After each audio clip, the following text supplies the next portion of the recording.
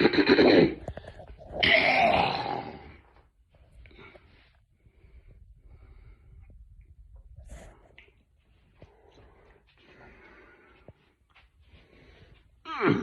morning. Oh, Lord. Well, another day. I'm granted life. I am to life.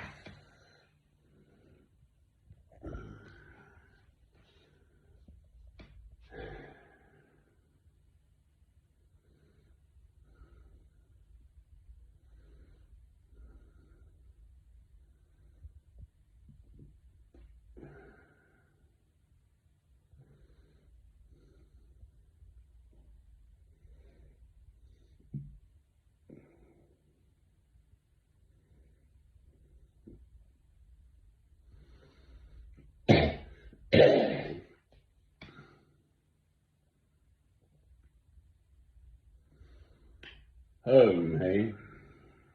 Precious.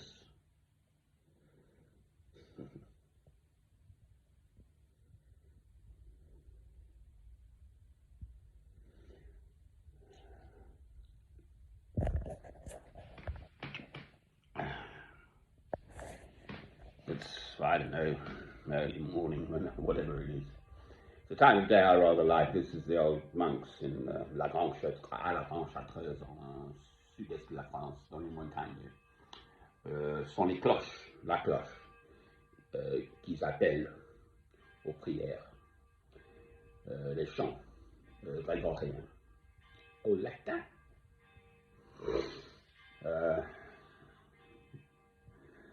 Go and get Google Translate to sort you out. It's the old monks, mate. Being called to prayer by the bell. And it's drizzling here. We've had a nice wetting rain. Back end of March. Snow forecast. Oh, I've got my lovely, warm, dry, sheltered place. Home. Well, what do they say? Home is where your heart is, or something? Well, my heart is in Christ. I found myself saying it yet again yesterday. I actually felt curiously kind of happier or more at peace, in fact, out on my pilgrimage, sleeping in the porch of a Baptist church, or as I've done under the arch of a place in Rome, or a bridge, or whatever I've done. Because then I'm just focused on God, alone with God. Yes, each day I have to cater for my own personal material needs. You know, one has to find a little corner somewhere to have a call of nature. Obviously water are the first two requisites in the morning. And then, you know, as in the Lord's Prayer, give us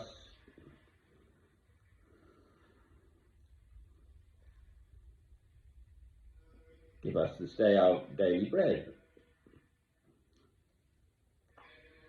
Well, I've always taken that to mean not just bread, but water too. Water sort of, or wine. I mean, why did Christ choose to turn water into wine at the wedding? His first miracle was to give people wine, which of course then is the body and blood of Christ, so red wine.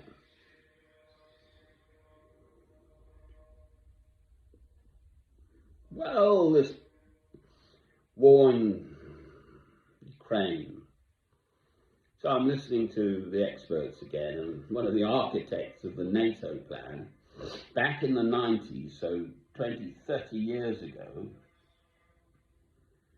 engineering all those Eastern European states into NATO, and Ukraine then was the last domino potentially to fall into the NATO trap.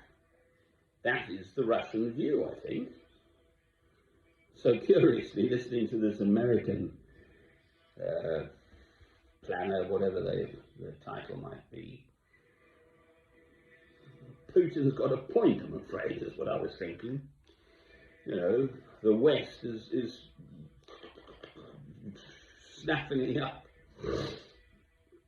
Russia's territory. Ukraine and Russia have a history way back as sort of together, part of the same state. The USSR or whatever. What was that? United Soviet Socialist Republic? I think that's right.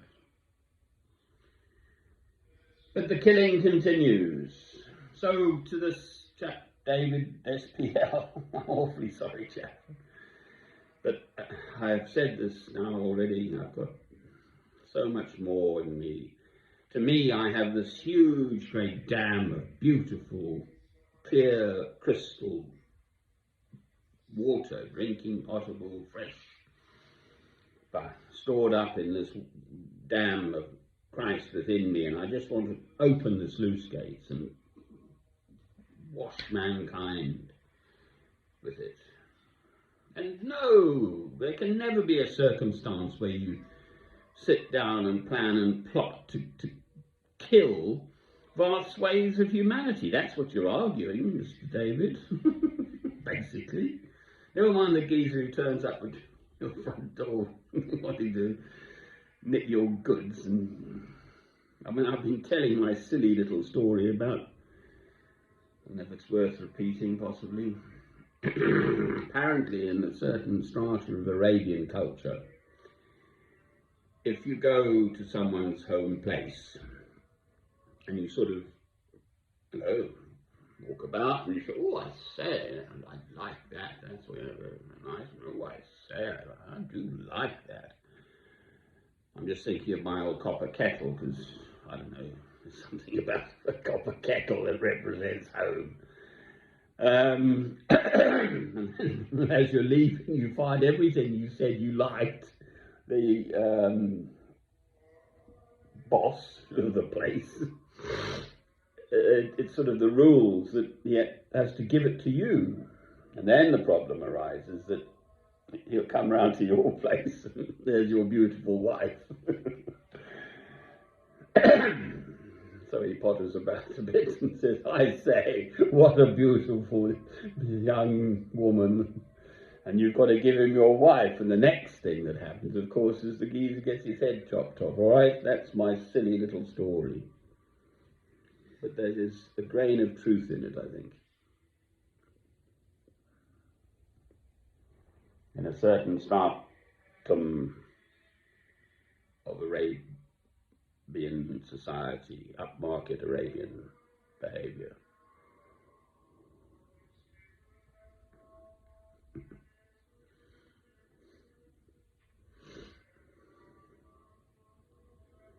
Well, here I am, home. I can go round the things around me, which I've sort of acquired now. I mean, I really was out on a pilgrimage for a long time, decades, 2 decades, really, at least. I left England in 98, but I went to France and I had 2 beautiful properties in the mountains for 3 winters and so on. So I wasn't out all then. I had another property in Holland, and then I slept in the back of my Land Rover in South Africa and did 76,000 kilometers and so on. So I still had money at that time of my life. But I have genuinely been out in England, in fact, with totally no money, eating out of the bins in a town called Stone, Staffordshire, a canal town. And actually, I was, quite frankly, much happier then. I could walk. I was walking 10, 15 miles a day. Now, I'm lucky some days if I can, well, I've got to use my crutches in the house just to hobble from that desk to the kitchen. literally. Otherwise, I just stand there by the bed, can't move. I'm awaiting the operation, so I'm trying to do something about it. Then COVID turned up. So just basically scroll on 2 years.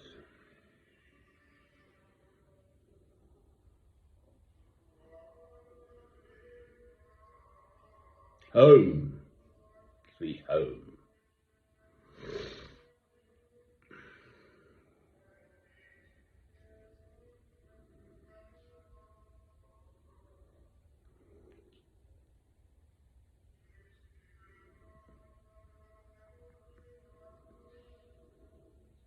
Well, what does your mother want for her children? Sorry, yeah. I mean, whether this is a Jewish joke or I don't know, it could be anyone's joke, but you know,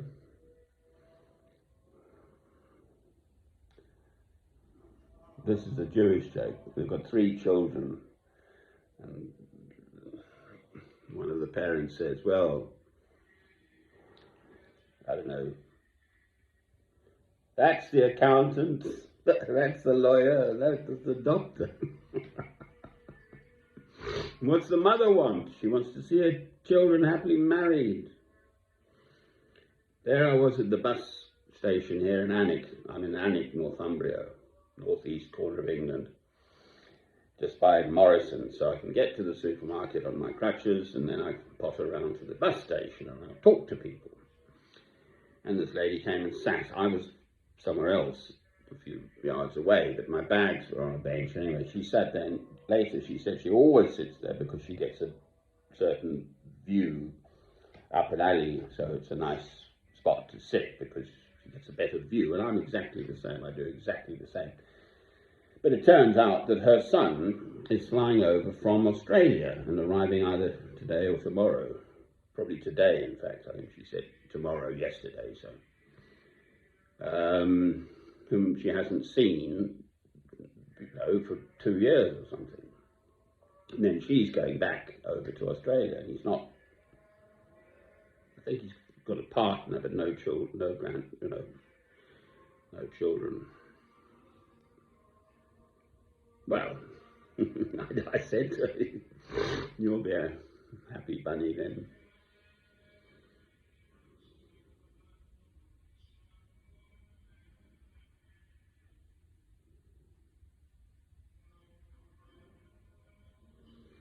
So, at any level, at the particular personal level, some little nonsense happens between you and someone else in the office or something. Well, okay, you think, sod you, sunshine, or whatever, however your thought processes go.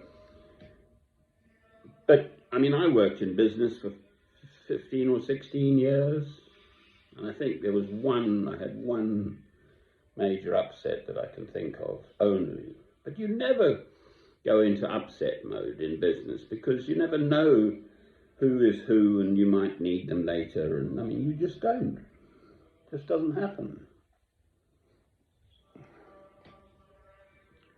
Mind you, I worked at Tate and Lyle refineries, and I gather the new managing director turned up at only the age of 37. This is down the east end of London. The big sugar people in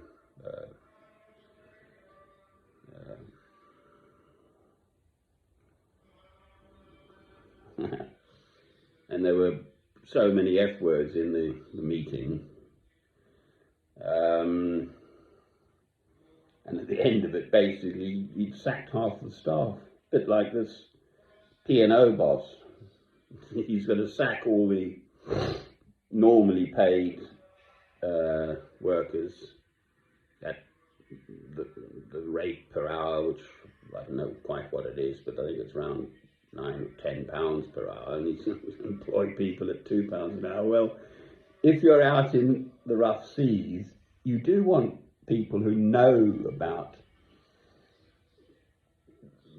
the boat you're sailing in, not people that have just pulled off the streets and are paying a London word, but schmick, I bugger all. What a brute. Hesselthwaite or something.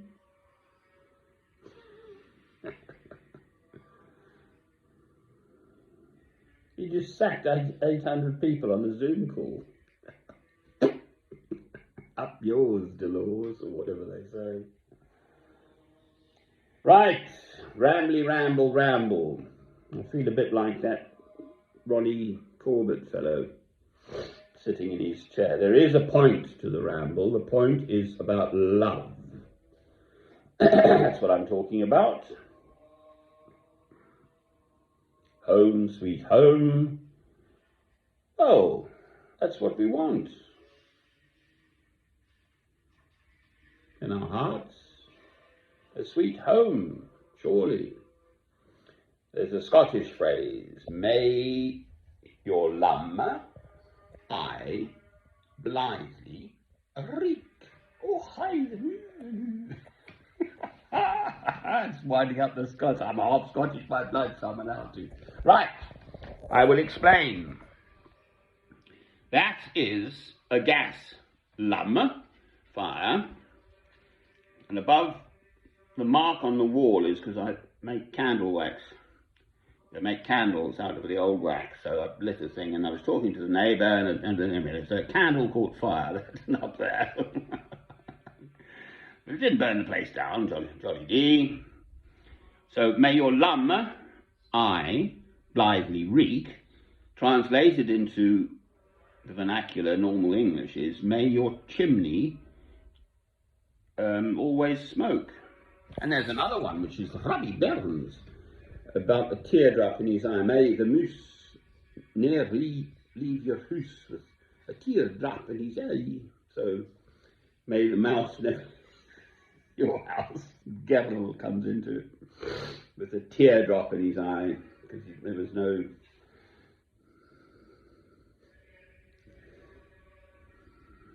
food in the larder to lick.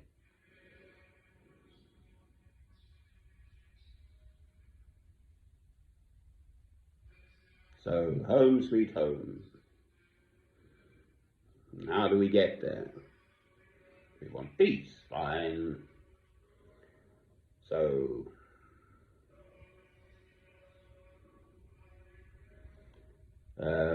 Ephesians chapter 6 is a help here. The letter of Paul to the Ephesians, the end of Ephesians. So, gird your loins and the breastplate of this and that. And I'd read it. I know the passage very well.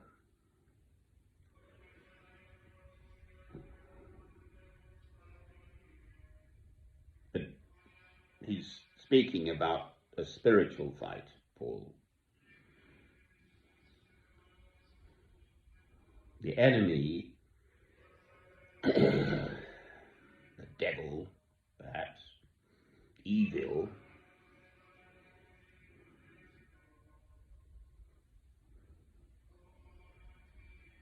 is actually to give up, to stop fighting.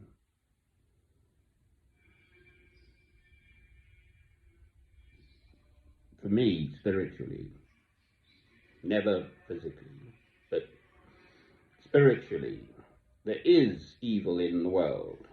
Always has been, always will be, until the end times and when Christ comes again. That's it. Sorry. There's no discussion on that. There is evil in the world.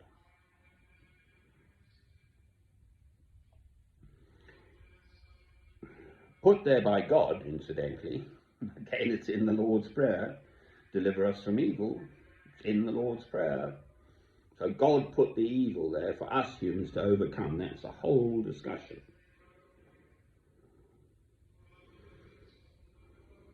Right, home sweet home. Enough said.